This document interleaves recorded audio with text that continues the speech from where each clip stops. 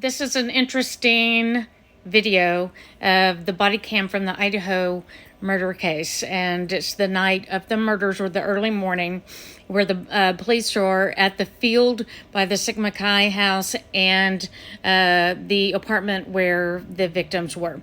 This right here, she has zoomed in, and you can see 3 or 4 people running by, and I'm going to show you the video of that. I could not find the original video to give this girl credit. So if you know her name, please let me know and I'll give her credit for it.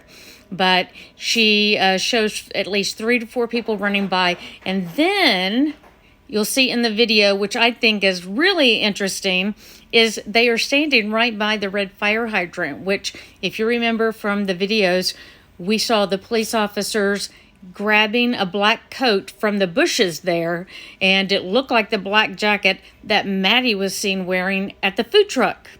Very interesting. So here you go.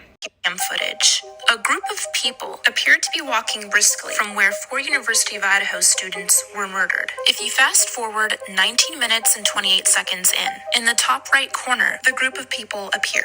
At 3:15 a.m., an alcohol-related incident was being recorded in front of Sigma Chi. This is the frat house where Ethan and Zaina had partied that night. The body cam footage was filmed at this red fire hydrant, and the group of people running appeared here, and from this angle is right here. In fact, there's a walkway from the road that leads to the house. Kaylee's phone records show a last phone call made at 2:52 a.m. It is believed the murders happened between 3 and 4 a.m. The group of people running were seen at 3:12 a.m.